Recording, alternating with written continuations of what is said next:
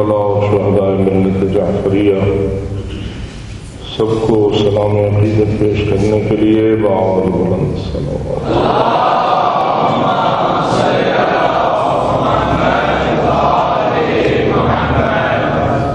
دشمنان مکتب آل محمد جو دہشت گردی اور قتل و غارت پھیلا رہے ہیں، ان ملائم کی رسوائی اور ناکامی کے لیے بآواز بلند صلوات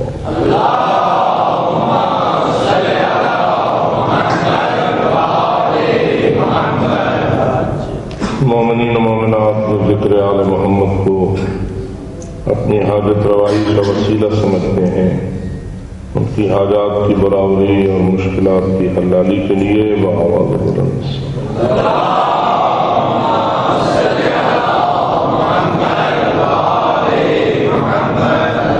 تعجیل ظہور حضرت قائم آل محمد علیہ السلام کے لیے بآواز بلند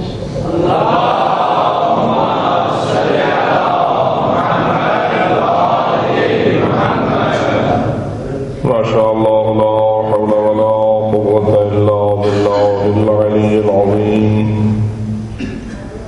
رب اشرح لی صدری ویسر لی امری واحلل عقدۃ من لسانی یفقهوا قولی اعوذ باللہ من الشیطان اللعین الرجیم بسم اللہ الرحمن الرحیم الحمد للہ رب العالمین والصلاة والسلام علی اشرف الانبیاء والمرسلین سیدنا و نبینا و شفیع ذنوبنا و طبیب قلوبنا و مولانا ابو القاسم محمد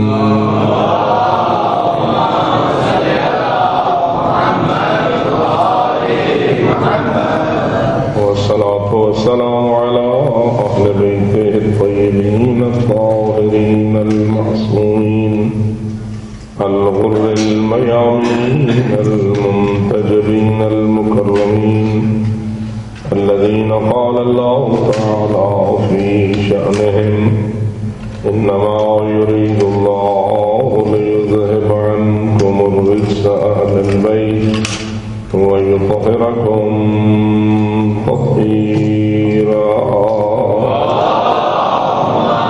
صل على محمد وآل محمد ورحمة الله على أحبابهم وأصحابهم وشيعتهم ومواليهم أجمعين ولعنة الله على أعدائهم ملعونين من يوم ظلمهم إلى أبد الآبدين أما بعد فقد قال الله تبارك وتعالى في كتابه المبين وخطابه المتين بسم الله الرحمن الرحيم ولتكن منكم أمة يدعون إلى الخير ويأمرون بالمعروف وينهون عن المنكر وأولئك هم المفلحون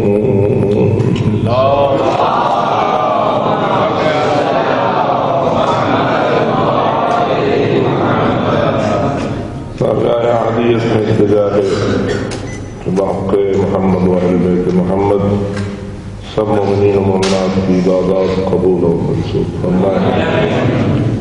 ہمارے اسلاف اور بزرگان جنہوں نے آزادی و آزاداری جیسی مقدس وراثت کو ہم تک پہنچایا، اس کے لیے قربانیاں پیش کی اور اس پر زحمتیں اٹھائیں، خدا منان انہیں جوار شہداء کربلا نصیب فرمائے۔ ہمیں اس وراثت کو مزید ترقی دینے کی توفیق عطا فرمائے اور اس کے جتنے بھی شرائط ہیں ان کو سمجھنے اور ان پر عمل کرنے کی توفیق عطا فرمائے۔ رب العزت ہمارے معاشرے کو ایسی قوم قرار دے کہ جو مقصد عزاداری اہل بیت کو مکمل طور پر سمجھیں اور اس پر عمل کریں.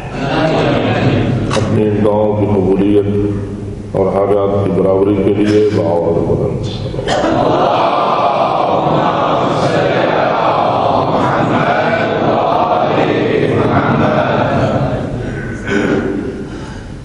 خداوند منان نے سورہ آل عمران کی آیت نمبر 104 میں لازمی قرار دیا ہے اور ضروری کہ ایک گروہ ایک امت تمہارے اندر ایسی موجود رہنا چاہیے جو دعوت الی الخیر، امر بالمعروف اور نہی عن المنکر کے فریضے کو انجام دے، اور جو لوگ اس فریضے کو انجام دیں گے وہی یقیناً فلاح پانے والے ہیں. بآواز بلند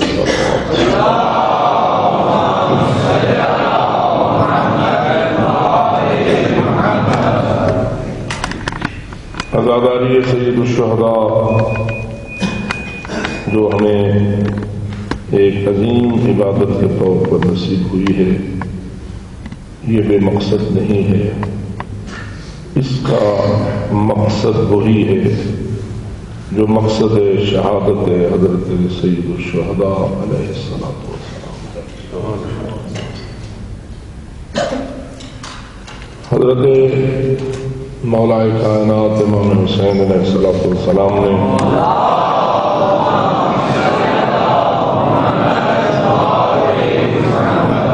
اپنے اس قیام کے مقصد کو مبہم بھی نہیں چھوڑا، اور آئندہ آنے والے تحلیل نگاران اور تجزیہ نگاران پر بھی نہیں چھوڑا، بلکہ خود اپنے دست عصمت سے اپنے قیام کے مقصد کو تحریر فرمایا ہے.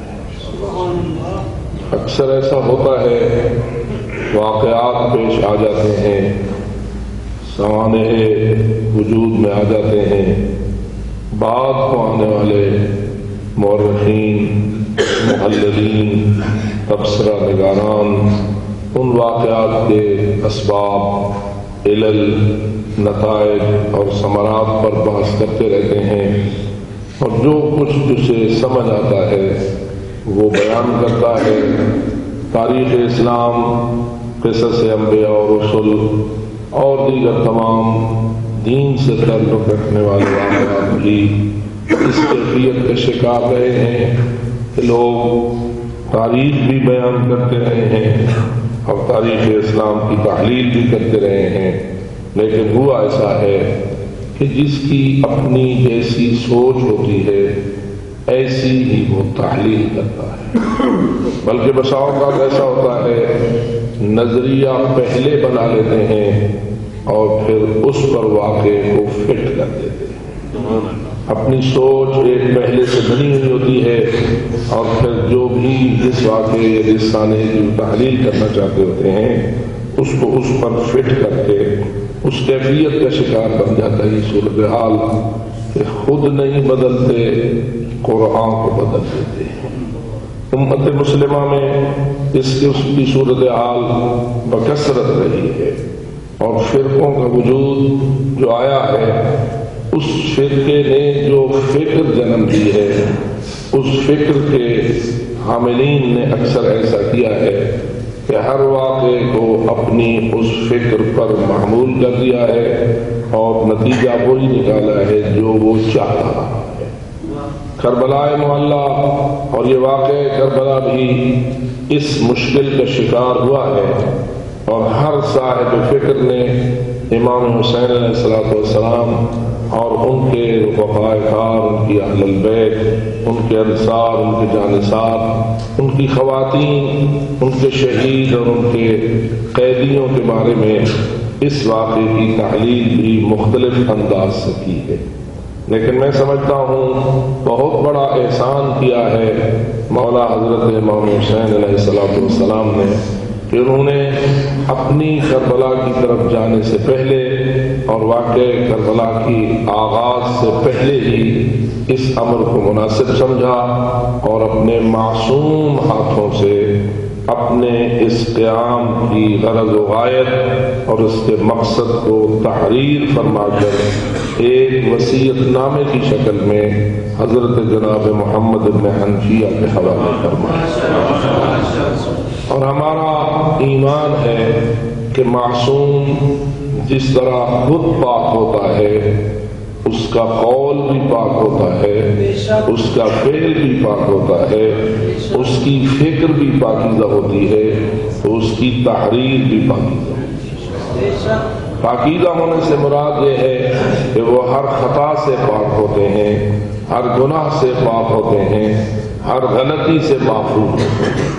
لفظ پاک بہت سارے مقامات پر استعمال ہوتا ہے، لیکن جس کے ساتھ استعمال ہوتا ہے اس کی شان کے مطابق اس کا مفہوم سامنے آتا ہے۔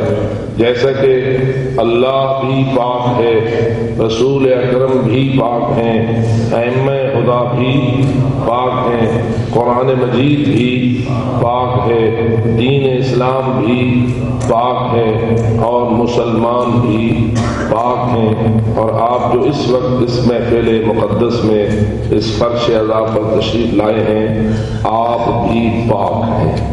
جو پاک ہیں وہ پاکیزہ معصومین پر بآواز بلند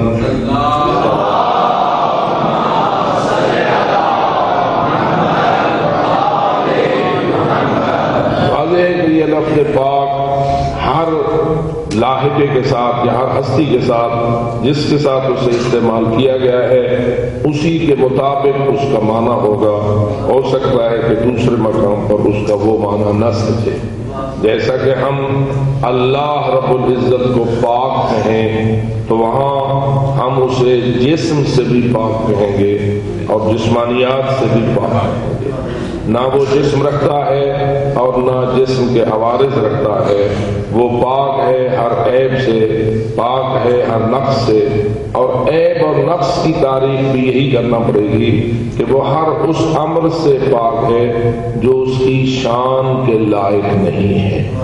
اور یہی وہ چیز ہے جسے ہم عموماً تسبیح سے تعبیر کرتے ہیں۔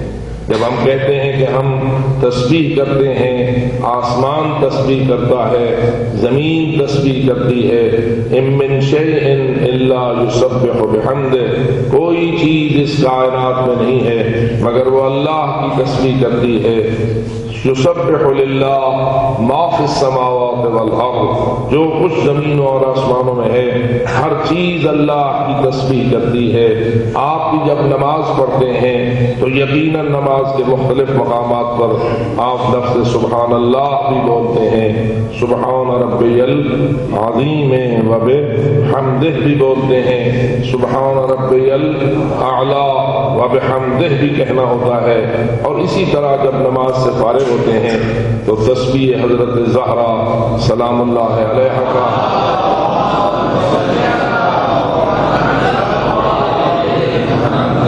شرف بھی ہمیں حاصل ہوتا ہے۔ اور جب بھی ہم لفظ سبحان اللہ کے لیے استعمال کرتے ہیں تو وہاں مفہوم ہم یہی ادا کر رہے ہوتے ہیں کہ اللہ ہر ایسی بات سے منزہ ہے اور پاک ہے کہ جو اس کی شان کے لائق نہیں ہے۔ اب فرمائیے، آیا جسم والا ہونا اللہ کی شان کے لائق ہے؟ مکان والا ہونا اللہ کی شان کے لائق ہے؟ حتیٰ کہ روح والا ہونا، جسم تو اللہ کا نہیں ہے لیکن کیا اللہ رب العزت کا روح ہے؟ ہم بہت بڑی عظمت دیتے ہیں روح کو، جسم سے زیادہ عظیم ہے روح۔ اور اللہ نے بھی قرآن میں کہا ہے کہ یسألونک عن الروح قل الروح من امر ربی، یہ لوگ آ کر آپ سے روح کے بارے میں سوال کرتے ہیں تو ان کو جواب میں کہہ دو قل الروح من امر ربی، روح میرے رب کے امر سے ہے، وما اوتیتم من العلم الا قلیلا، اور تمہیں تو بہت تھوڑا علم دیا گیا ہے، جس سے اشارہ ہے اس امر کی طرف کہ روح کے متعلق علم حاصل کرنا اتنا باریک اور اتنا پیچیدہ ہے، اتنا گہرا اور اتنا مشکل ہے کہ تم انسان جو علم قلیل کے حامل ہو سکتے ہو، تم روح کی پیچیدگیوں اور روح کی باریکیوں سے آشنا ہونے کے لائق نہیں ہو۔ تمہیں اتنا ہی سمجھ لینا کافی ہے کہ روح میرے رب کے امر سے ہے، لیکن اس کے باوجود کہ روح بڑا پیچیدہ اور اس کا علم بڑا باریک ہے اور ہمارے لیے اس کو جاننا بھی بڑا مشکل ہے، لیکن اس کے باوجود آیا روح اللہ کے لیے بھی ہے یا اللہ روح ہے؟ تو جواب آئے گا کہ نہیں، روح والا ہونا بھی اللہ کے لیے عیب ہے۔ جیسے جسم والا ہونا اللہ تعالیٰ کے لیے عیب ہے، اسی طرح روح والا ہونا بھی اللہ تعالیٰ کے لیے عیب ہے۔ لیکن جب رسول اکرم کے ساتھ ہم لفظ پاک استعمال کریں گے تو وہاں بھی کیا ہم یہی مفہوم بنائیں گے کہ رسول اکرم بھی جسم سے پاک ہیں، رسول اکرم بھی روح سے پاک ہیں؟ جو ہے لفظ پاک تو ماشاءاللہ آپ ہمیشہ استعمال کرتے ہیں اور مناسب ہوتا ہے تھوڑا تھوڑا مجالس میں ان باتوں پر بھی گفتگو ہو جائے تاکہ ہمارے نئی نسل کے لوگ اس سے آگاہ ہو سکیں اور انہیں توحید کے باب میں جن بھول بھلیوں کا شکار کرنے کی کوشش کی جا رہی ہے اس سے ہمارے طلباء اور ہمارے مومنین کچھ نہ کچھ حد تک محفوظ رہیں، اس لیے کہ میری دانش کے مطابق آج کل کے دور میں سب سے زیادہ مظلوم عقیدہ توحید ہے کہ جس کے بارے میں لوگ بھانت بھانت کی بولیاں بولتے ہیں۔ ویسے بھی فرقوں میں بڑا اختلاف ہے توحید کے تصور کے حوالے سے، اور حقیقی توحید وہ ہے جو ہمیں امیر المومنین علی ابن ابی طالب علیہ السلام نے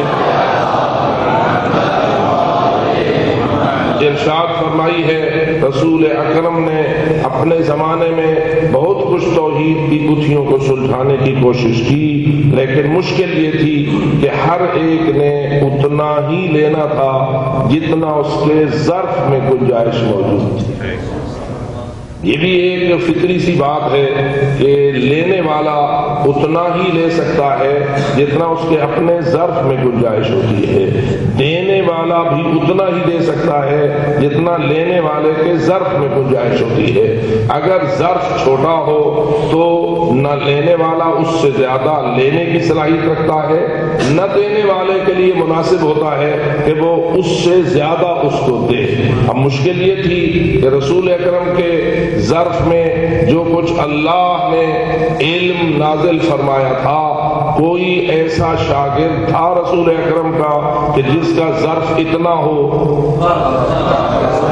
جتنا رسول اکرم کا ظرف تھا، بلکہ جتنے رسول اکرم کو شاگرد نصیب ہوئے تھے جو لاکھوں کی تعداد تک بھی پہنچے تھے، اس لیے کہ ہم دیکھتے ہیں کہ میدان خم غدیر میں روایات کے مطابق 1,20,000 بھی موجود تھے۔ اگر 1,20,000 موجود تھے تو 1,20,000 صحابہ ہوئے، اور واضح ہے کہ صحابہ کی تعداد اتنی تو نہ تھی جتنی کہ غدیر میں جمع تھے۔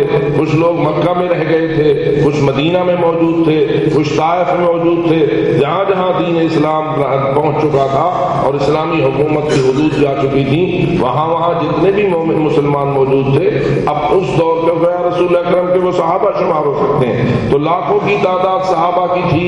ان لاکھوں کی تعداد کا کل ظرف جتنا ان کا سارا تھا، اس سارے ظرف کو بھی اگر جمع کیا جائے تو کیا وہ رسول اکرم کے ظرف کے برابر جی ہو سکتا ہے یا نہیں؟ اور مزیدار بات یہ ہے کسی اور چیز کو تقسیم کیا جائے تو اس کی تقسیم کا فارمولہ اور ہوتا ہے، جب علم کو تقسیم کیا جائے تو علم کی تقسیم کا فارمولہ کچھ اور ہوتا ہے۔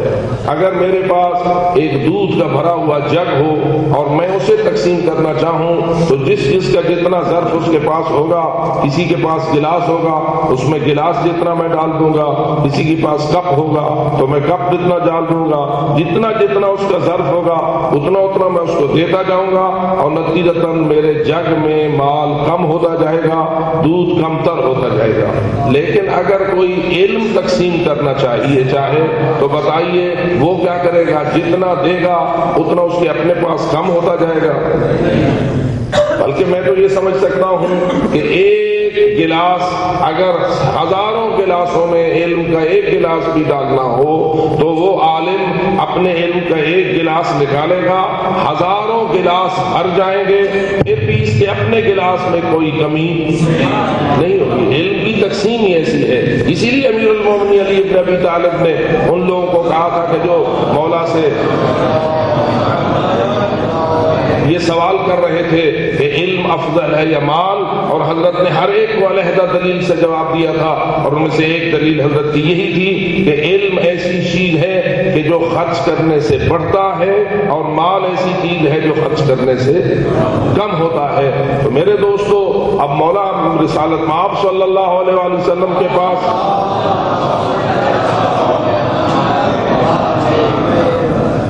اور کچھ نہ کہوں تو اتنا تو کہہ سکتا ہوں، پورا قرآن کا علم اللہ نے رسول اکرم کے قلب پہ نازل کیا تھا یا نہیں؟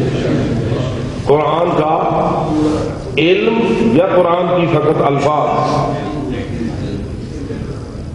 حافظ قرآن ہونا اور ہے، عالم قرآن ہونا اور ہے۔ حافظ جو الفاظ کو یاد کرے گا، لیکن آیات اور ان کو یاد کرے گا، زبر زیر کا فرق نہ ہی آئے گا تو حافظ صاحب ہو گیا، اس کو جتنا بھی آزما وہ ٹھیک پڑھے گا۔ لیکن حافظ قرآن الفاظ قرآن کو یاد کرنے والا ہوتا ہے۔ عالم قرآن فقط لفظوں کو یاد نہیں کرتا، وہ ان الفاظ کے اندر جو مفاہیم و مطالب اللہ نے محفوظ کیے ہیں ان تک پہنچنے والے شخص کو عالم قرآن کہا جاتا ہے۔ اب فرمائیے، تورات کا علم زیادہ ہے یا قرآن کا؟ جی، قرآن کا۔ زبور کا علم زیادہ ہے یا قرآن کا؟ انجیل کا علم زیادہ ہے یا قرآن کا؟ ان تینوں کتابوں کا مجموعی علم زیادہ ہے یا قرآن کا؟ اللہ نے آیا قرآن کا پورا علم رسول کو دیا ہے یا ادھورا؟ پورا۔ اب واضح ہوا کہ اتنا بڑا علم، اتنا وسیع و عریض علم رسول کسے دیں کہ سارا دے دیں؟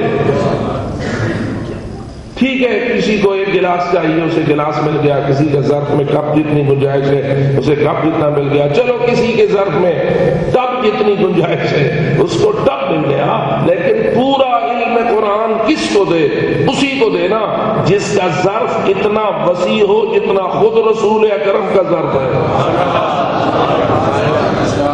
خود رسول اکرم کے ظرف جتنا ظرف کس کا ہے؟ جس کا ظرف رسول اکرم کے مساوی ہے اس کو علی کہتے ہیں۔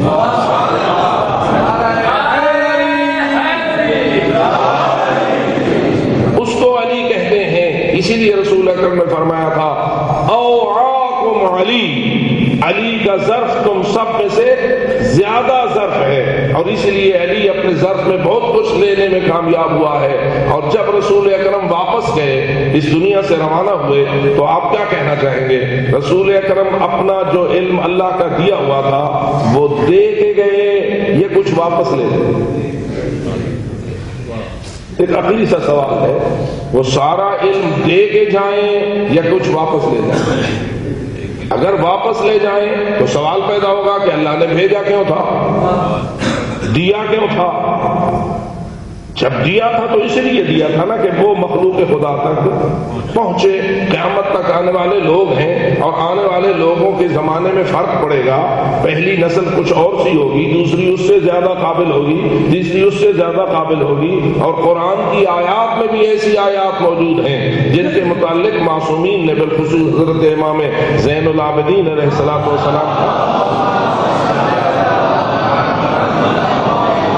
ارشاد مقدس موجود ہے کہ قرآن مجید میں ایسی آیات موجود ہیں جن آیات کی گہرائیوں کو آخری زمانے کے لوگ سمجھیں گے، آخری زمانے کے لوگ ان کو سمجھیں گے۔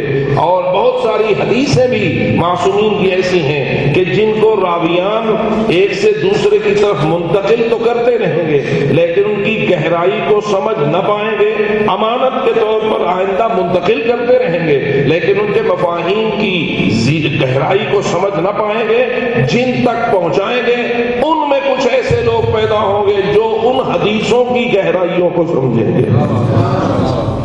آپ غور کریں، آج کل کے علوم جو ترقی کر چکے ہیں، جب تک یہ علوم منکشف نہ ہوئے تھے تو بہت ساری باتیں ایسی تھیں جن کو ائمہ خدا علیہ الصلوۃ والسلام کھلی زبان میں بیان ہی نہیں کر سکتے تھے، اس لیے کہ جب لوگ سمجھ نہ سکیں تو اس کو وہ کیسے کھلے انداز سے بیان کریں۔ جیسا کہ فرض کیجیے کہ مشہور ہے کہ حضرت امام جعفر صادق علیہ السلام نے یہ ارشاد فرمایا کہ یہ مٹی کا ڈھیلا، ایک ڈھیلا اگر اسے نصف کر دیا جائے، اس نصف کو پھر نصف کیا جائے، اس نصف کو پھر نصف کیا جائے تاکہ وہ اس ذرے تک پہنچے جس ذرے کو تم نصف نہ کر سکو، اس کو تقسیم نہ کر سکو، اس ذرے میں بھی اتنی طاقت موجود ہے کہ بصرے جتنا نگر تباہ ہو سکتا ہے۔ اب فرمائیے یہ امام علیہ السلام کیا بیان کر رہے ہیں؟ اس کو امام علیہ السلام کے زمانے کے لوگ کیسے سمجھیں؟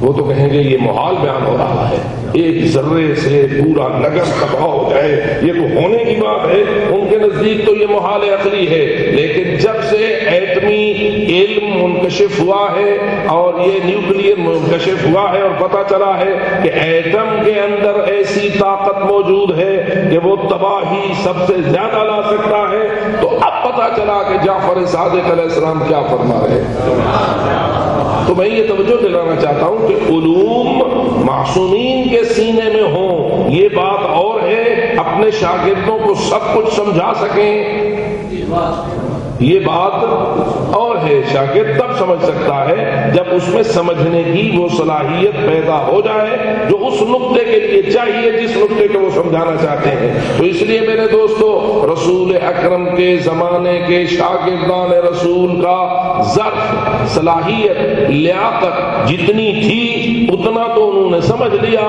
اور جو نہ تھی وہ نہ سمجھ سکے۔ کس کو دے رسول؟ سوائے علی کے اور کوئی نہیں ہے کہ جس کو رسول اپنے پورے علم کا وارث بنائے۔ اسی لیے روایات ہمارا تعاون کرتی ہیں اور فرماتی ہیں کہ آخری اوقات سے رسول اکرم کے حالت مرض میں تھے اور آپ نے بلایا اور کہا لاؤ میرے پاس میرے بھائی کو، لاؤ میرے پاس میرے صاحب کو۔ یہ کہہ کے رسول کی آنکھیں حضرت نے بند کر لی۔ جو حضرت کی ازواج تشریف فرما تھی ان میں سے ایک زوجہ نے اپنے والد گرامی کو بلا بھیجا۔ والد گرامی تشریف لائے، رسول اکرم کے سرانے کھڑے ہو گئے۔ حضرت نے تھوڑی دیر بعد آنکھ کھولی، اس بزرگوار کو دیکھا تو اپنا چہرہ پھیر لیا۔ انہوں نے کہا میں اگر مطلوب مقصود سید الرسل ہوتا تو وہ میرے ساتھ گفتگو کرتے، معلوم ہوا مجھے بلانا مقصود نہ تھا۔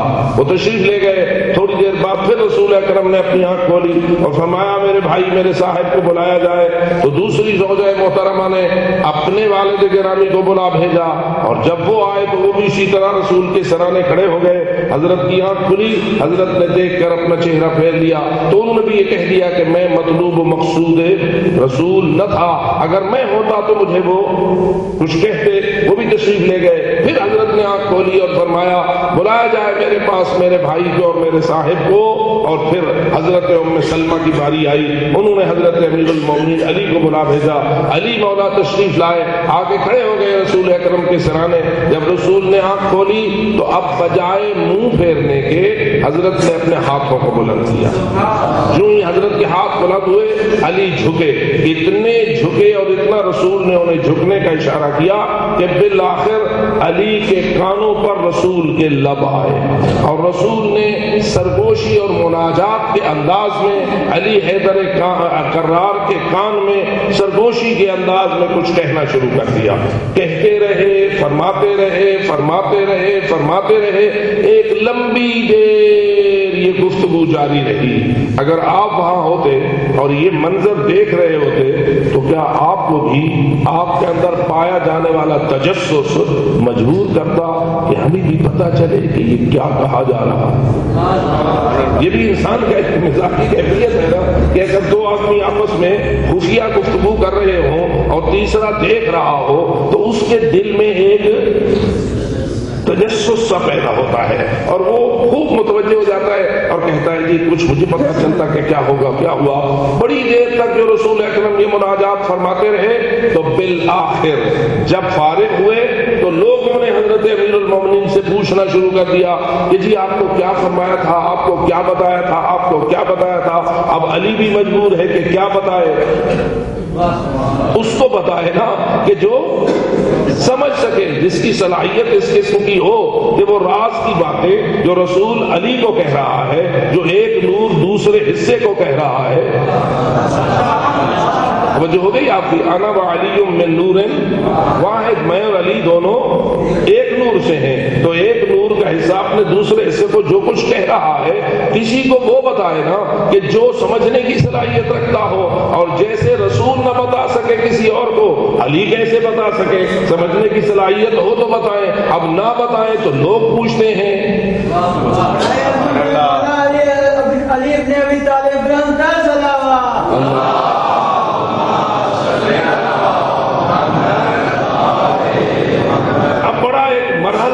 میرے دوستو, پوچھنے والا پوچھے, بتانے والا سمجھے کہ یہ سمجھنے کی صلاحیت رکھتا نہیں, نہ اسے یہ کہہ سکتا ہے کہ تو سمجھ نہیں سکتا.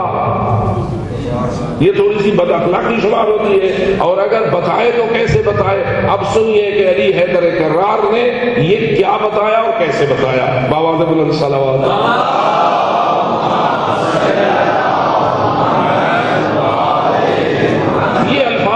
حدیث پاک کے جو مولا علی نے فرمائے علمنی رسول اللہ الف باب ينفتح من كل باب الف باب. رسول نے اتنی سی دیر میں مجھے علم کے 1000 باب تعلیم دیے کہ ہر باب سے 1000 باب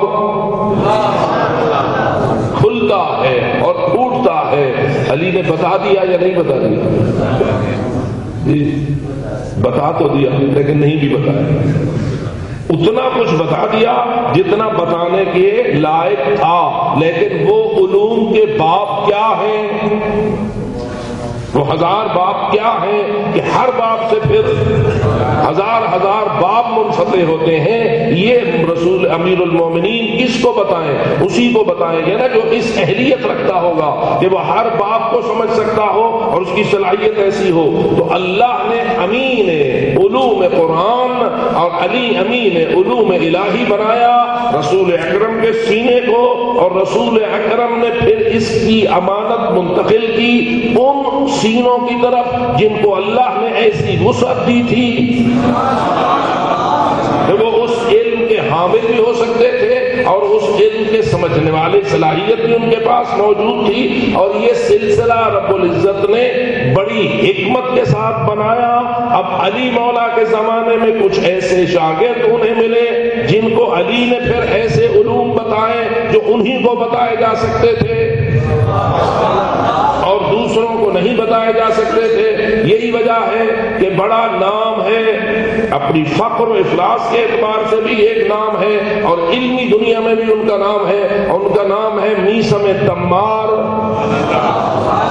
تمار اس لیے ہے کہ وہ کوفے کے بازار میں چھاپڑی میں رکھ کے کھجوریں بیچتے تھے, اور جو 2-4 روپے کی کھجوریں لے کر بازار میں بیچے وہ کتنا امیر ہوتا ہے. میرے خیال میں اسلام آباد میں تو ایسی ٹوکری نہیں ملے گی کہ جس میں کوئی اس قسم کا دکاندار بیٹھے. لیکن حیران ہوتا ہوں وہ ایسا تمار تھا میثم کہ اس دکان پر, اس چٹائی پر علی خود آ بیٹھتے تھے. یہ شرف عمار کو فقط کھجوریں بیچنے کی وجہ سے دیتے تھے یا عمار کی جو علمی حیثیت تھی اس کو خراج تحسین پیش کرتے ہوئے دیتے تھے. اور یہی وجہ ہے کہ ہماری کتب میں یہ بات موجود ہے کہ امیر المومنین علی علیہ الصلوۃ والسلام نے حضرت میثم کو علم المنایا و علم البلایا تعلیم دیا تھا. منایا جمع ہے منیہ کی, منیہ کا معنی ہوتا ہے موت, بلایا جمع ہے بلا کی, اور بلا کا معنی ہوتا ہے مصیبتیں, حوادث, یعنی آنے والی موتوں کی خبر اور آنے والے مصائب و آلام و سوانح کی خبر کا علم اللہ نے میثم کو دیا تھا، تبھی میثم کو دیا ہوگا نا کہ میثم میں وہ اہلیت موجود تھی، وہ صلاحیت موجود تھی. اس لیے بہت ساری خبریں حضرت میثم کے نام سے روایات میں موجود ہیں کہ ایک دن ایک کشتی میں بیٹھے تھے اور ساتھ کچھ لوگ اور بھی چڑھے ہوئے تھے کہ ایک ہوا کا جھونکا ہے، ہوا کا جھونکا گزر گیا جس سے کشتی تھوڑی سی ہلی. اس کے بعد حضرت میثم تمار بولے کہ اس ہوا کے جھونکے کے ذریعہ مجھے علم ہو گیا ہے کہ شام کا طاغوت فوت ہو گیا. بات سمجھ آئیے؟ ہوا کے جھونکے سے کسی کی موت کا علم، ہم تو اس کو سوچ ہی نہیں سکتے کیا ایسا بھی ہوتا ہے. لیکن ہے نا کوئی ایسی چیز کہ جو حضرت امیر المومنین نے تعلیم دی میثم کو. اگر میثم ایسا علم رکھتا ہے تو علی کیسا علم رکھتا ہے. اور اسی وجہ سے عبداللہ ابن عباس جو بہت بڑا مفسر ہے، بلکہ سید المفسرین کے نام سے پہچانا جاتا ہے اور اس کے مفسر ہونے کو تسلیم کیا ہے تمام مسلمانوں نے، جب اس سے یہ پوچھا جاتا ہے اے عبداللہ ابن عباس کیا بتا سکتے ہو تیرا علم علی ابن ابی طالب کے علم کے مقابلے میں کیا ہے، تو عبداللہ ابن عباس جواب میں کہتا ہے میرا علم تو کجا، اگر رسول اکرم کے سارے صحابہ کا علم اکٹھا کر کے علی کے علم کی طرف نسبت دے کے دیکھا جائے تو سب کا علم کا قطرۃ من سبعۃ ابحر ایسے ہوگا جیسے ایک قطرہ ہوتا ہے 7 سمندروں کے مقابلے میں.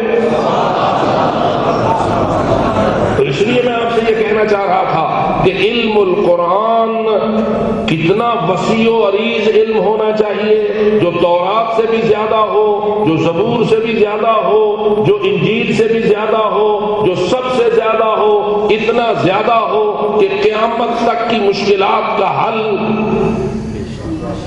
کر سکے اور ان کی علمی پیاسوں کو بجھا سکے. اور یہی وجہ ہے میرے محترم دوستو، یہ علم کے اگر وارث ہیں تو محمد و آل محمد علیہ الصلوۃ والسلام ہیں، اور جب وہ اتنی وسیع و عریض اور اتنے بڑے علم کے وارث ہیں تو فرمائیے عالم افضل ہوتا ہے یا لا عالم؟ کون افضل ہوتا ہے؟ ایک طرف عالم ہو، ایک طرف عالم نہ ہو. یہ عالم کی اصطلاح کی بات نہیں ہے، یہ علم کی وسعتوں کو آپ دیکھ لیں. ہر علم کا عالم اس علم کے جاہل سے اس لحاظ سے افضل ہوتا ہے. مثلا ایک کے پاس علم طب ہے اور دوسرے کے پاس علم طب نہیں ہے، تو ہم جو بڑے بڑے مولانا اور علامہ بنے ہوئے ہیں ہم محتاج ہوتے ہیں ڈاکٹروں کے اور ڈاکٹر محتاج ہوتے ہیں ہمارے اس علم میں وہ افضل کہ ہمیں ان کی طرف احتیاج ہوتی ہے، اور اس علم میں یہ علماء افضل کہ انہیں اس کی طرف احتیاج ہوتی ہے. اور پورے علوم کے مجموعوں کو دیکھا جائے تو جو سب علوم میں سب سے افضل ہو وہ سب سے افضل ہوتا ہے. اب بتائیے کہ علی کتنا افضل، علی کتنا افضل؟ جس سے قرآن افضل اس سے قرآن کا عالم افضل، اور علی ہے عالم قرآن.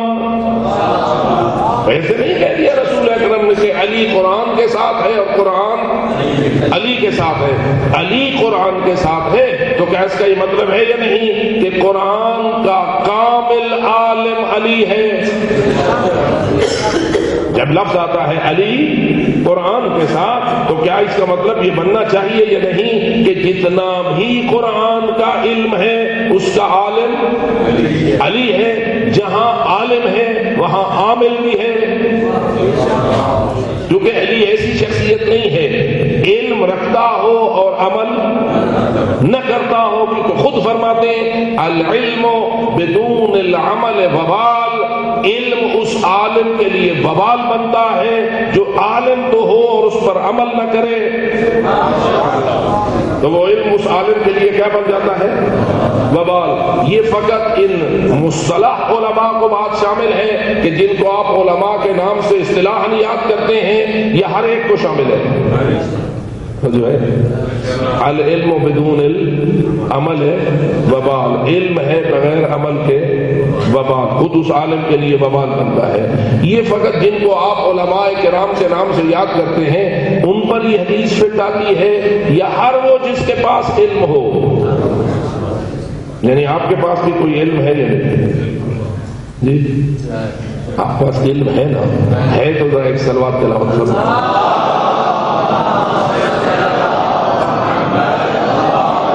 میں کبھی کبھی سوچتا ہوں کہ عام طور پر ایک بندہ ایم اے ہو جاتا ہے، ایم اے اپنے اس علم کے کتنے پیریڈ اٹینڈ کرتا ہے کہ جس کے نتیجے میں وہ ایم اے ہو جاتا ہے؟ فرض کیجئے کہ وہ 2000 پیریڈ اٹینڈ کرتا ہے، 1000 پیریڈ اپنے علم کے اٹینڈ کرتا ہے، تو بالآخر وہ امتحان دے کے ایم اے ہو جاتا ہے اور وہ اس علم کا ماسٹر ڈگری کا مالک ہو جاتا ہے۔ کیا آپ کی ہر مجلس ایک علم کا پیریڈ قرار دی جا سکتی ہے؟ جی جس مجلس میں آپ تشریف لاتے ہیں کیا اسے علم کا ایک پیریڈ قرار دیا جا سکتا ہے؟ تو جس نے 1000 کی بجائے 2000، 2000 کی بجائے 3000 مجلسیں زندگی میں سننی ہیں، اس کو کیا ہونا چاہیے؟ ایم اے سے بھی اوپر ہونا چاہیے یا نہیں؟ پی ایچ ڈی سے بھی اوپر ہونا چاہیے یا نہیں؟ اور کتنا مزیدار پروگرام ہے، ہزاروں مجلسیں سن کر، ہزاروں علم کے پیریڈ اٹینڈ کر کے، پھر بھی پہلی کلاس میں، پھر بھی انسان اپنے آپ کو پہلی کلاس میں سمجھے۔ یہ بھی بڑا لطف پروگرام ہے آپ کا، اور ہم بھی آپ کو ایسا سمجھیں۔ نہیں میرے عزیز دوست، علم ایک نور ہے، جتنا جتنا آپ کو ملتا جائے گا اتنا آپ کے قلب کی نورانیت میں اضافہ ہوتا چلا جائے گا۔ لیکن ساتھ یہ بات امیر المومنین کی یاد رہنا چاہیے کہ علم جتنا بڑھے گا اتنا ذمہ داری بھی بڑھے گی، ورنہ وہی علم وبال بن جائے گا، اور جس کا علم اس کے اپنے لیے وبال بن جائے وہ دوسرے لیے کیسے باعث نجات ہو سکتا ہے؟ تو اس لیے ہر مجلس پڑھنے والے کو بھی اپنے علم پر عمل کرنے کی ضرورت ہے، اور ہر مجلس سننے والے کو بھی۔ یہ فقط بولنے والوں پر لازم ہے، یہ سننے والوں پر بھی لازم ہے۔ آج تھوڑا سا سننے والے بھی اپنی ذمہ داری کا ادراک کریں، بآواز بلند صلوات دے دو۔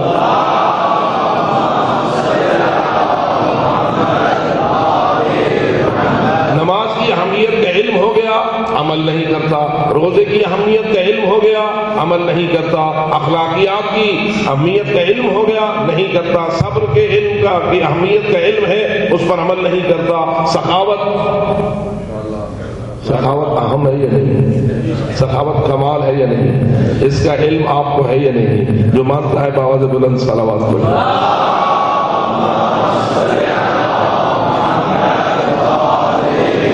فرمائیے سخاوت واجب ہوتی ہے یا مستحب؟ جواب یہ آنا چاہیے کچھ واجب ہے اور کچھ مستحب ہے۔ واجب والی سخاوت نہ کریں گے تو سزا ملے گی، مستحب والی سخاوت نہ کریں گے تو درجات جنت سے محروم رہیں گے، سزا نہیں ملے گی۔ اب فرمائیے یہ سخاوت کرنی چاہیے یا نہیں؟ وقت جاننی چاہیے، سخاوت کی تعریفیں ہونی چاہیے، سخاوت پہ مقالے پڑھے جائیں، سخاوت پہ یہ ہو جائے وہ ہو جائے، لیکن جب کرنے کا وقت آئے تو میرا ہاتھ نہ ہلے، اور میں بینک اکاؤنٹ میں اضافہ پسند کرتا ہوں، راہ خدا میں خرچ کرنا پسند نہیں کرتا۔ تو یہ علم ہے جو بدون العمل ہے، اور یہ باعث وبال ہے۔ لہذا فرمائیے کتنے لوگوں کو خمس کا پابند ہونا چاہیے؟ خاموش ہو گیا 100% کو، تو 100% صلوات پڑھیں۔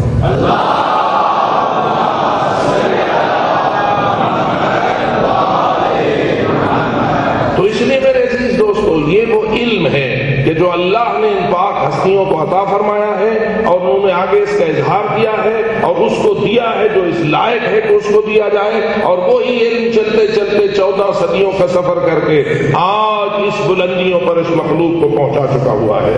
جابر ابن حیان کو ایک علم دیا تھا حضرت امام جعفر صادق علیہ السلام نے، جو آج سائنس کی ترقیوں کا ضامن بن گیا ہوا ہے، اور اسی طرح اور بہت سارے علوم۔ تو یہ ظرف جیسے جیسے ہوگا ویسے ویسے آگے تقسیم ہوگا۔ خداوند تعالی تعالیٰ نے ہمیں اس شرف سے مشرف کیا ہے کہ ہم اس دروازے کے گداگر ہیں جسے انا مدینۃ العلم وعلی واضحہ کا نام رسول اکرم نے دیا ہے۔ اللہ ہمیں اس گداگری کے شرف سے مشرف رکھے اور اس افتخار پر ہم جئیں، اسی افتخار پر ہم مریں، بشرطے کہ ہم علم کے ساتھ عمل بھی کریں۔ خداوند تعالیٰ ہماری اس دعا کو قبول اور منظور فرمائے۔ تو عزیزان گرامی قدر، یہ صورتحال ہے کہ ائمہ خدا علیہ الصلوۃ والسلام نے اپنے اقدامات اور بالخصوص حضرت جناب امام حسین علیہ الصلوۃ والسلام نے اپنے کربلا کے واقعے کی غرض و غایت کو، اپنی شہادت کے مقصد کو خود اپنے دست عصمت سے تحریر کیا ہے، اور ہمیں اس دست عصمت سے تحریر کو معصوم تحریر سمجھتے ہوئے اس کو ہمیشہ یاد بھی رکھنا چاہیے، اور اس طرح یاد رکھنا چاہیے کہ ان کی شہادت کا جو مقصد تھا وہی ہماری عزاداری کا مقصد ہے۔ آپ کی شہادت کا جو مقصد تھا وہی ہماری عزاداری کا مقصد ہے۔ جس مقصد کے لیے امام نے شہادت پائی، اسی مقصد کے لیے عزاداری کی اس ساری کوشش کو جاری رکھا ہوا ہے۔ اگر مقصد شہادت سے ہم عزاداری کو جدا کر دیں گے تو عزاداری ایک بے کیف عمل ہو جائے گا، ایک بے مقصد اور فضول عمل ہو جائے گا، اور پھر اس پر وہ نورانی اثرات مرتب نہ ہوں گے جو کہ ہونا چاہیے۔ اس لیے ہر عزادار کو متوجہ رہنا چاہیے کہ میں اس مقصد کے مطابق عزاداری کروں جس مقصد کو امام حسین نے اپنی شہادت کا مقصد بیان کیا ہے۔ اور وہ کیا لکھا تھا میرے مولا نے جو لکھا اس میں فرمایا کہ انی لم اخرج عشرا ولا بطرا ولا مفسدا ولا ظالما انما خرجت لطلب الاصلاح في امت جدی رسول اللہ وان امر بالمعروف وانهى عن المنکر واريد ان اسیر على سیرت جدی رسول اللہ وعلى سیرت ابی علی امیر المؤمنین صلوات اللہ علیہ وسلم۔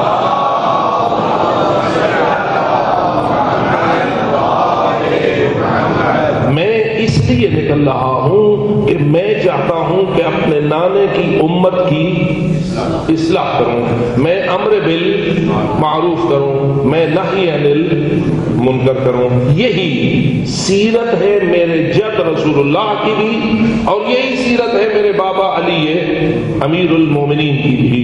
میں کسی اور کی سیرت پہ نہیں چل رہا۔ ایک تو صراحت کر دی کہ میں جس راستے پہ چلا ہوں وہی راہ رسالت ہے، جس راستے پہ میں چلا ہوں وہی راہ امیر المومنین علی ابن ابی طالب ہے۔ کوئی یہ نہ سمجھے کہ میرا رستہ اور ہے اور رسول و علی کا رستہ کوئی اور ہے۔ ایک ہی رستہ ہے ہمارا، اور جس میں پہلا عنوان یہ ہے کہ میں نکلا ہوں اصلاح امت کے لیے۔ اصلاح یہ نہیں کہا کہ میں اصلاح یزید کے لیے نکلا ہوں، یہ نہیں کہے گا میں یزید کی اصلاح کے لیے نکلا ہوں۔ کس لیے نکلا ہوں؟ یعنی امت محمدی میں ایسا فساد داخل ہو چکا ہے کہ جس فساد کا نتیجہ یزید ہے، جس فساد کا ثمرہ یزید ہے۔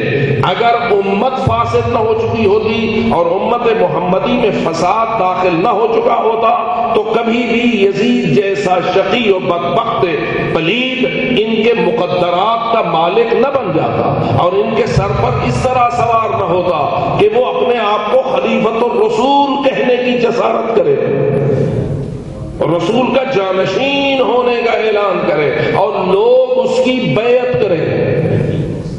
کتنی فیصد لوگوں نے یزید کی بیعت کی تھی اس زمانے میں؟ جتنے مسلمان اس زمانے میں تھے ان میں سے کتنے منکر بیعت یزید ہوئے اور کتنے یزید کی بیعت کر گئے؟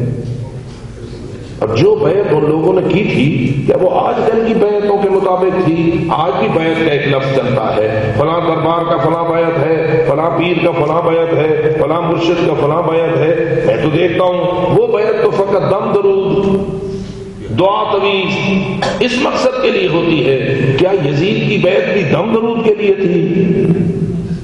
تویز لیتے تھے لوگ یزید سے، دعائیں کرواتے تھے لوگ یزید سے؟ نہیں میرے دوست، وہ تو اس معنی میں بیعت تھی جس معنی میں رسول کی بیعت ہوئی تھی، وہ اس معنی میں بیعت تھی جس معنی میں رسول کے خلفاء کی بیعت ہوئی تھی، اور اس بیعت کا مفہوم تو یہ ہوتا تھا کہ ہماری گردن حاضر ہے تیرے حکم کی اطاعت میں، اور تو جب کہے گا ہم اپنا سر پیش کرنے کے لیے تیار ہیں، ہم بک چکے تیرے ہاتھ میں، اب تیرا حکم ہے ہماری جان پر بھی ہمارے مال پر بھی۔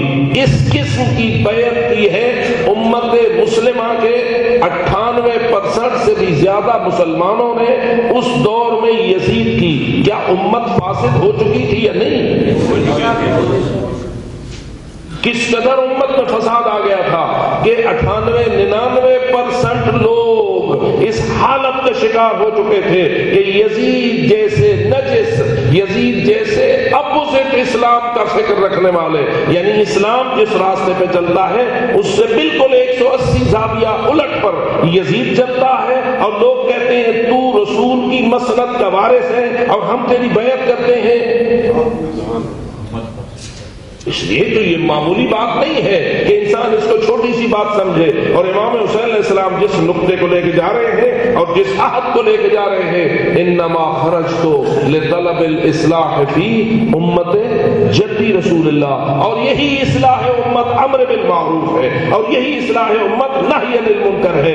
امر بالمعروف کا دائرہ محدود نہیں ہے، نہی عن المنکر کا دائرہ چھوٹا سا نہیں ہے، بلکہ پوری امت کی اصلاح کا نام بھی نہی عن المنکر میں آتا ہے، اور اس قسم کے فسادات کا علاج بھی امر بالمعروف میں آتا ہے۔ اور رسول کا بیٹا کہہ رہا ہے انما خرجت لطلب الاصلاح فی امت جدی رسول اللہ، اور مجھے یہ کہنا ہے کہ اس فساد اور اس بیماری کے علاج کے لیے امام مظلوم کو وہ نسخہ استعمال کرنا پڑا کہ جس نسخے سے بڑھ کر امت کی اصلاح کے لیے اور کوئی نسخہ اسلام میں شاید موجود ہی نہ تھا۔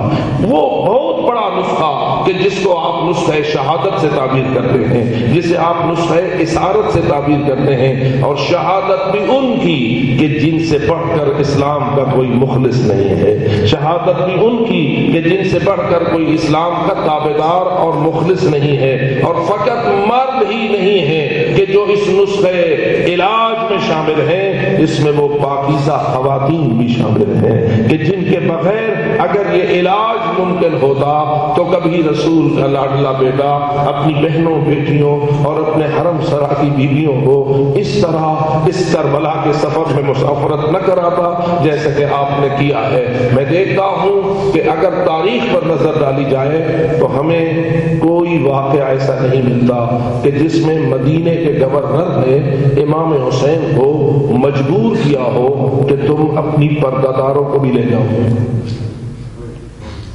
جیسے تاریخ آپ کے سامنے ہے، ہمیں کوئی واقعہ ایسا نہیں ملتا کہ گورنر نے یا کسی فورس نے یا کسی فوج نے امام حسین کو مجبور کیا ہو کہ مدینہ چھوڑو اور اس میں اپنی بیٹیوں کو بھی لے جاؤ، اپنی بہنوں کو بھی لے جاؤ، اپنے تمام حرم سرا کی بیویوں کو بھی لے جاؤ۔ نہ، بلکہ امام حسین خود لے گئے، اس لیے کہ مراد امر بالمعروف تھا، مراد نہی عن المنکر تھا۔ فقط بیعت کا انکار کرنے کے بعد مدینہ چھوڑنا انکار بیعت ہی کی وجہ سے نہ تھا، بلکہ امر بالمعروف اور نہی عن المنکر کے فریضے کو اور اصلاح امت کے فریضے کو ادا کرنے کا ایک عمل تھا جس کو امام حسین جانتے تھے کہ یہ عمل اس وقت تک مکمل نہیں ہو سکتا جب تک عباس کے ساتھ زینب بھی موجود نہ ہو، جب تک علی اکبر کے ساتھ ام کلثوم بھی موجود نہ ہو، جب تک علی اصغر کے ساتھ سکینہ بھی موجود نہ ہو، جب تک یہ پاکیزہ خاندان کی معظمہ بیویاں بھی سفر میں شامل نہ ہوں۔ اور جب ایسا تھا تو معلوم ہوتا ہے کہ یہ بیویاں بھی پوری طرح سمجھتی تھیں اس قضیے کو اور پوری طرح آگاہ تھیں اس مسئلے کو، اور جس خاندان میں ان کی تربیت ہوئی تھی ان میں ان سب باتوں کا انہیں اس حد تک آگاہی دے دی گئی تھی جتنا انہوں نے اپنے فرائض کو ادا کرنا تھا۔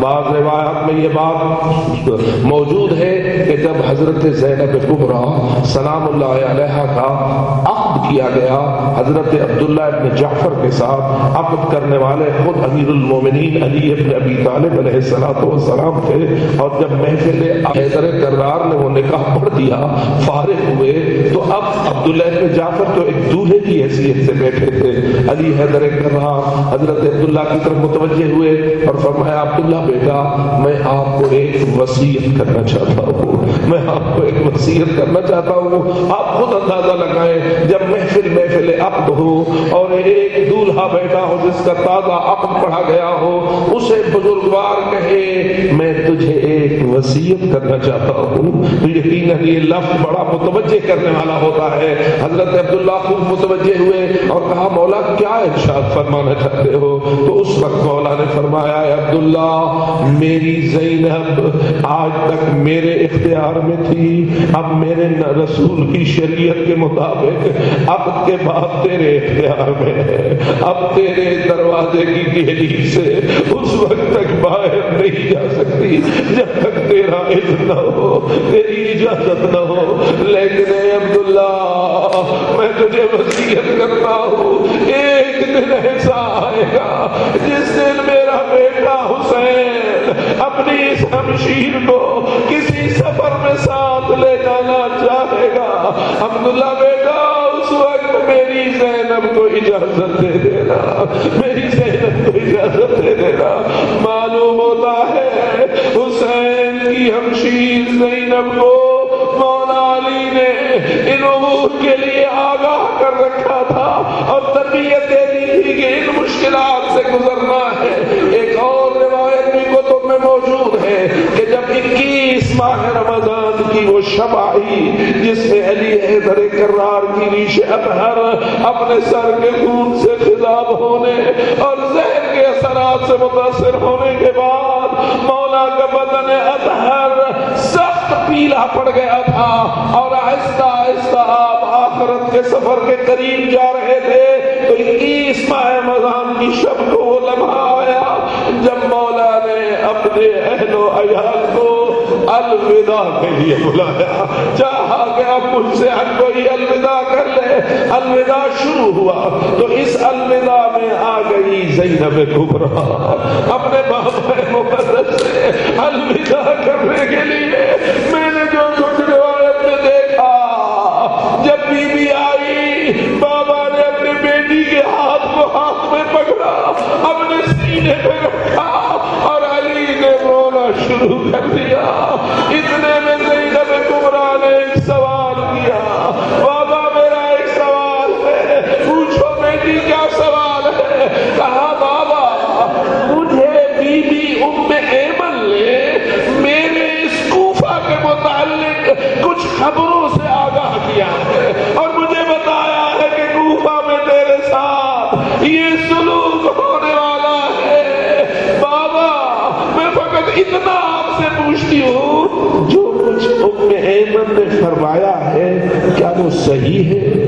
کیا وہ صحیح ہے؟ معلوم ہوتا ہے ام ایمن بی بی جو رازدان آل محمد تھی، اس کے وسیلے سے زینب کبریٰ سلام اللہ علیہا کو ان تمام مشکلات سے آگاہ کر دیا گیا تھا جو ایک واقعات کوفہ میں پیش آنی تھی۔ اب وہ بی بی پوچھ رہی ہے بابا کیا وہ حق ہے اور وہ صحیح ہے؟ سنو گے مولا علی نے کہا ہاں میری بیٹی وہ سب کچھ صحیح ہے، ہونا ہے، لیکن اگلا جملہ یہ تھا اے میری دختر صبر صبر صبر، اے میری بیٹی ان مشکلات کا مقابلہ آپ کو صبر سے کرنا ہوگا، آپ نے صبر کر کے ان مشکلات کو نبھانا ہے، آپ نے صبر کر کے ان مسائل کو نبھانا ہے۔ عزادارو بس میں یہی کہہ سکتا ہوں ام ایمن نے اور کچھ نہ بتایا ہوگا تو اتنا تو اس کی زبان میں آیا ہوگا زینب تیرے سارے بھائی مارے جائیں گے، تیرے سارے بھائی کربلا میں مارے جائیں گے، ابن زہرا تیرے چادر لٹ جائے گی، تو ہاتھوں میں رسیاں پہنے ہوئے قیدی بنائی ہوئی اونٹ میں چڑھائی ہوئی اس کوفہ کے بازار میں لائی جائے گی۔ اے زینب تو نے یہ مشکلات نبھانے ہیں اور تو نے ابن زیاد جیسے لوگوں کے سامنے قیدی ہو کے پیش ہونا ہے۔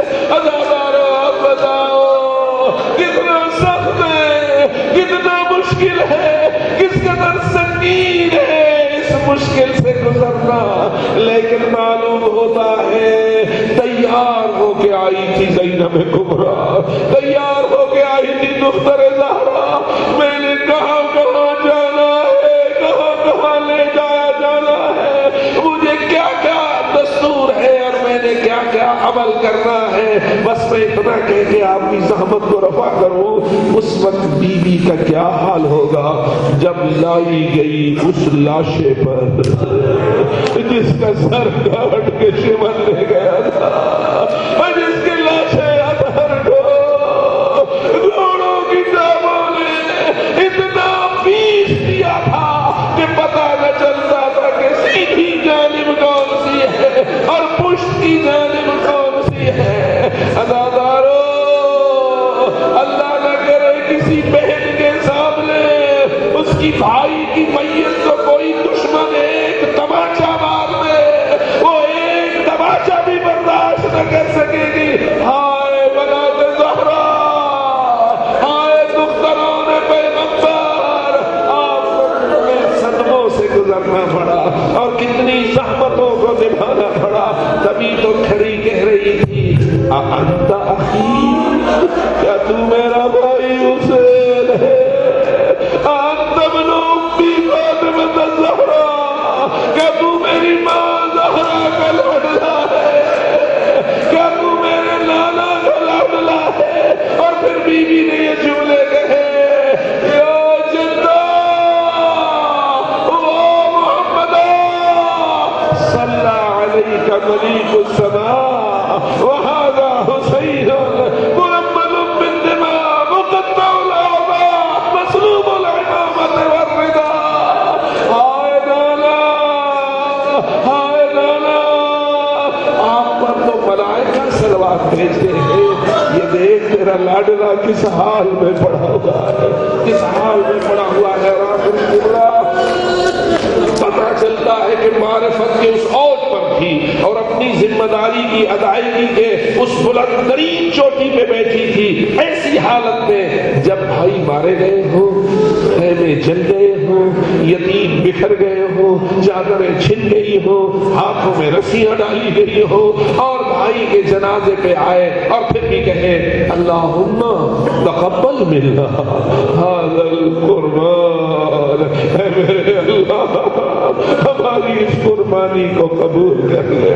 یعنی مطلب کیا ہے، جس مقصد کے لیے یہ قربانی دی گئی ہے اس مقصد کو پائے تکمیل تک پہنچا، دین کی حفاظت فرما، امت کی اصلاح فرما اور امر بالمعروف اور نہی عن المنکر کے فریضے کی ادائیگی میں ہمیں سرخرو فرما اور فلاح و کامیابی جو اس کا مقدر ہے وہ ہمیں نصیب فرما۔ آپ سے گواہی لے کر بات کو ختم کر دوں، کیا وہ مقصد حاصل ہو گیا یا نہ ہو گیا؟ قربانی منظور ہوئی، دین زندہ ہے، ہمیشہ زندہ رہے گا، پائندہ ہے، ہمیشہ پائندہ رہے گا، لیکن ایسے نہیں بچا کسی کی لاش پامال ہوئی ہے تو بچا ہے اور کسی کے ہاتھ بندھے ہیں تو بچا ہے۔ خداوندہ ہمیں ایسا عزادار رہنے کی توفیق عطا فرما کہ جو معرفت رکھتے ہو اور مقصد عزاداری سے آگاہ ہو اور اس پر عمل پیرا ہو۔ خداوندہ ہماری اس دعا کو ہمیشہ کے لیے ہمارے حق میں منظور فرما، ہماری کوتاہیوں سے درگزر فرما، ہمارے گناہوں کو معاف فرما، ہماری غلطیوں کی اصلاح فرما، ہماری کوتاہیوں سے درگزر فرما، ہمارے صغیرہ اور کبیرہ گناہوں کو معاف فرما، ہمارے بزرگان کو بھی مغفرت سے سرفراز فرما، ہمیں اپنے فرض کو ادا کرنے کی توفیق عطا فرما۔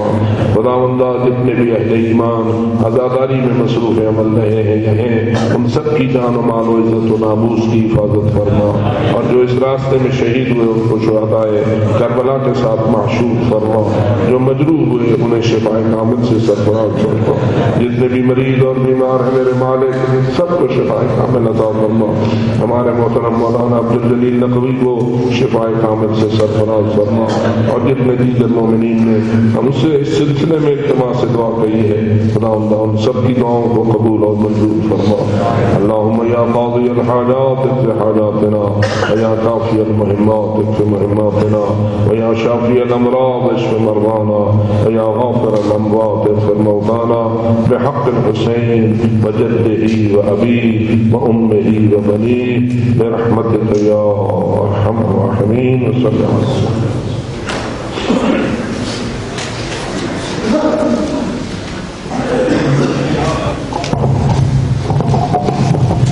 متوجہ ذہن. السلام علیکم یا ابا عبداللہ، السلام علیکم یا ابن رسول اللہ، السلام علیکم یا ابن امیر المومنین و ابن سید الوسین، السلام علیکم یا ابن فاطمہ الزہراء سیدۃ نساء العالمین، السلام علیکم یا ابن خدیجۃ الکبریٰ ام المومنین، السلام علیکم ورحمۃ اللہ وبرکاتہ. السلام علیکم یا غریب الغرباء، السلام علیکم یا معین الضعفاء والفقراء، السلام علیکم یا سلطان ابو الحسن علی ابن مسر